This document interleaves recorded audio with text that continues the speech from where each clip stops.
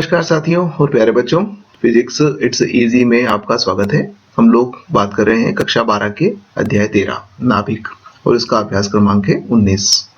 इसमें दिया गया है 2 किलोग्राम ड्यूटेरियम के संलयन से एक 100 वाट का विद्युत लैंप कितनी देर प्रकाशित रखा जा सकता है। संलयन निम्नवत ली जा सकती है। संलयन अभिक्रिया निम्नवत ली जा सकती है।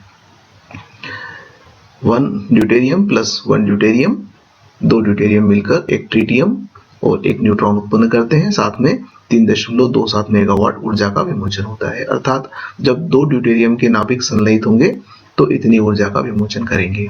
हम सबसे पहले एक काम कर लेते हैं, लिख लेते हैं कि कितना द्रव्यमान हमें दिया गया है। हमें द्रव्यमान प्राप्त है 2 किलोग्राम और जो पावर कंजम्पशन है हमारा वो है 100 वाट का। अब समय निकालना है कि कितने समय तक जो ऊर्जा मिलेगी वो इस बल्ब को जला सकती है। तो सबसे पहला काम तो ये करें कि 2 किलोग्राम ड्यूटेरियम में कितने नाभिक हैं। तो 2 किलोग्राम ड्यूटेरियम में नाभिकों की संख्या ये निकाल लेते हैं।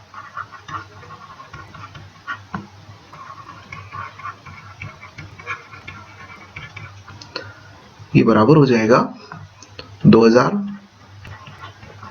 गुणित 6.023 गुणित 10 की घात 23 और बटे में आ जाएगा 2 ग्राम।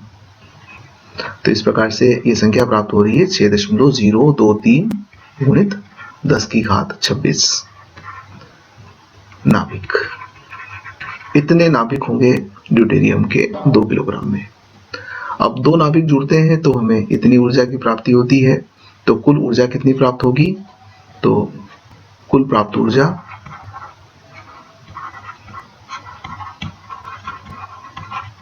बराबर हो जाएगी 6.023 गुणित 10 की घात 26 गुणित 3.27 बटे 2। 2 से भाग इसलिए दिया है कि 2 नाभिक जुड़ते हैं तो ये ऊर्जा उत्पन्न होती है। इसमें एक काम और कर लेते हैं कि हम इसे मीडियन इलेक्ट्रॉन वोल्ट को जूल में परिवर्तित कर लें। तो ये माना जाएगा 6.023 गुणित 10 की घात 26 गुणित 3.27 गुणित 1.6 गुणित 10 की घात -13 और बटे में 2 है, 2 लिख दिया हमने। तो इस प्रकार से कुल प्राप्त ऊर्जा यदि हम उसको ई से प्रकट कर रहे हैं तो इसका मान हो जाएगा 1.576 गुणित 10 की घात 14 जूल। इतना जूल ऊर्जा हमें प्राप्त हो रही है। अब जो लैंप है वो 100 वाट का है, यानी कि 100 जूल ऊर्जा प्रति सेकंड वो व्यय करेगा। तो कितने समय तक चलेगा? तो T बराबर हम यहाँ पर लिख सकते हैं E/PO। तो T बराबर हो जाएगा 1.576 गुणित 10 की घात 14 बटे 100। ये सेकंड के अंदर मान आएगा। तो इसका मतलब समय आ गया हमारे पास 1.576 गुणित 10 की घात 12 सेकेंड। इतने सेकेंड तक वो बल्ब प्रकाशित होगा। अब चूंकि बहुत अधिक सेकेंड्स हैं तो हम इसको बड़े मात्रक में परिवर्तित कर लें तो ज्यादा ठीक रहेगा। तो कितने साल तक चलेगा ये निकाल लेते हैं। तो 1.576 गुणित 10 की घात 12 को हमने वर्ष में बदलना है। तो वर्ष में बदलने के लिए 365 गुणित 86,400 से भाग दे दें तो इतने वर्ष आ जाएंगे। जब आप इसे हल करेंगे तो हमें उत्तर प्राप्त होगा T बराबर 4.9 गुणित 10 की घात 4 वर्ष, अर्थात 49,000 वर्ष तक वो बल्ब लगातार प्रकाशित रहेगा 2 किलोग्राम ड्यूटेरियम के उपयोग से। ये हमारा उत्तर है। धन्यवाद। नमस्कार साथियों और प्यारे बच्चों, फिजिक्स इट्स इजी में आपका स्वागत है। हम देख रहे हैं कक्षा 12 के अध्याय 13 नाभिक और इसका अभ्यास क्रमांक है 20।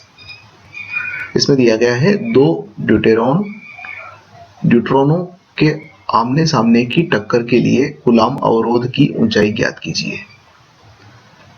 2 ड्यूट्रॉन्स जो हैं वो आमने सामने से टकराना चाहते हैं।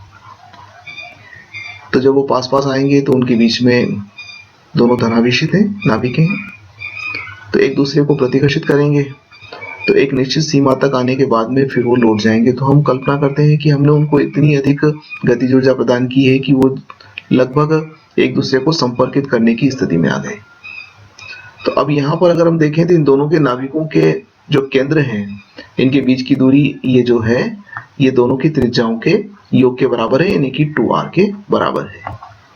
तो हम इस स्थिति के अंदर कूलम्ब अवरोध यानी कि कितना पोटेंशियल बैरियर है इनके बीच में, कितनी ऊर्जा यहाँ पर है, उसको निकाल लेते हैं।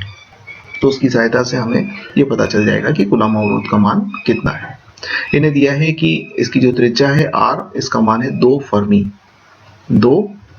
Fermi metre. इसको मीटर में व्यक्त कर दें तो r बराबर हो जाएगा 2 गुणित 10 की घात 15 मीटर। इसके ऊपर आवेश का मान E बराबर 1.6 गुणित 10 की घात -19 कूलम्ब है। एक प्रोटॉन पाया जाता है नाभिक में, तो प्रोटॉन के ऊपर आवेश का मान इलेक्ट्रॉन के बराबर हुआ, धनावेश, तो इतना आवेश है। तो ऊर्जा की गणना हम इस सूत्र से कर लेंगे। तो U बराबर 1/4 पाई एप्सिलॉन 0 E वर्ग बटे 2r यानी कि दोनों के केंद्रों के बीच की दूरी हुई। अब आप मान रखकर U के मान की गणना कर लें जो कूलम्ब अवरोध को प्रकट करेगा। U बराबर 9 गुणित 10 की घात 9, तो 1/4 पाई एप्सिलॉन 0 का मान हो गया। अब इलेक्ट्रॉन का आवेश है 1.6 गुणित 10 की घात -19, ये वर्ग हो गया। और इसके बाद में 2r यानी कि 2 गुणित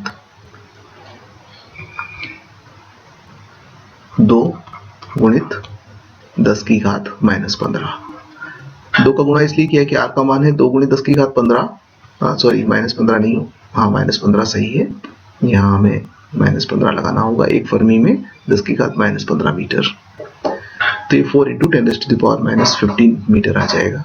जब आप इसे हल करेंगे तो आपको मान जो प्राप्त होगा वो जूल में होगा, और यदि हम चाहें तो इसे इलेक्ट्रॉन वोल्ट में परिवर्तित कर लें तो ये मान हो जाएगा 9 गुणित 10 की घात 9 गुणित 1.6 गुणित 10 की घात -19 का वर्ग, और बटे में आ जाएगा 4 गुणित 10 की घात -15, और इलेक्ट्रॉन वोल्ट बदलना है तो 1.6 गुणित 10 की घात -19 से भाग दे देंगे।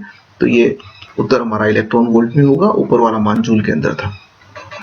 अब इससे ये वर्ग कट जाएगा, तो U का मान हम गुणा भाग करने के बाद में प्राप्त करेंगे 3.6 गुणित 10 की घात 5 इलेक्ट्रॉन वोल्ट, या U बराबर हो जाएगा 360 किलो इलेक्ट्रॉन वोल्ट। ये हमारा उत्तर है। धन्यवाद। नमस्कार साथियों और प्यारे बच्चों, फिजिक्स इट्स इजी में आपका स्वागत है। हम लोग बात कर रहे हैं कक्षा 12 के अध्याय 13 नाभिक, और इसका अभ्यास क्रमांक है 21। दिया गया है समीकरण r बराबर r0 1 की घात 1/3, r बराबर r0 1 की घात 1/3 के आधार पर दर्शाइए कि नाभिकीय द्रव्य का घनत्व लगभग अचर है।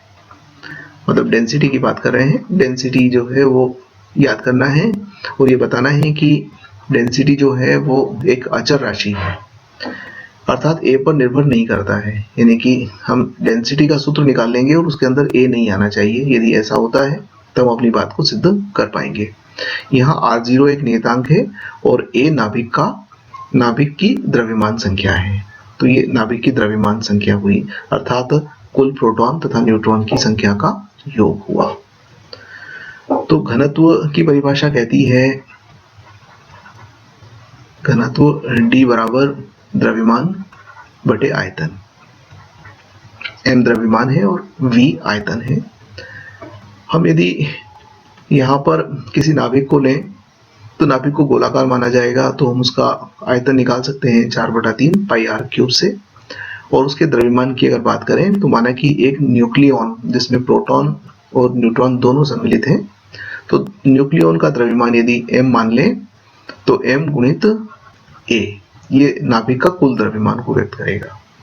ध्यान दीजिएगा, स्मॉल m जो है यह प्रोटॉन या न्यूट्रॉन का द्रव्यमान है। दोनों को हमने समान द्रव्यमान का कण मान लिया है और कुल द्रव्यमान संख्या या कुल प्रोटॉन और न्यूट्रॉन की संख्या से गुणा करेंगे तो ये आ जाएगा नाभिक का द्रव्यमान। अब नाभिक का आयतन कितना है वो देख लेते हैं। तो नाभिक का आयतन होता है 4/3 पाई आर क्यूब। अब आर का मान जैसा कि यहाँ दिया गया है कि त्रिज्या a पर निर्भर करती है, तो इस सूत्र को हम यहाँ पर उपयोग में ले लें तो घनत्व D बराबर हो जाएगा m a बटे 4/3 पाई और r क्यूब की जगह पर हो जाएगा r0 क्यूब a। अब आप इन दोनों a को काट सकते हो, अर्थात घनत्व को व्यक्त कर सकते हैं हम 3m बटे 4 पाई r0 क्यूब।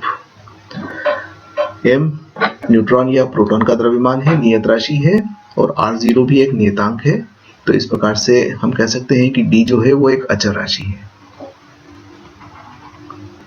RHS एक नियतांक है।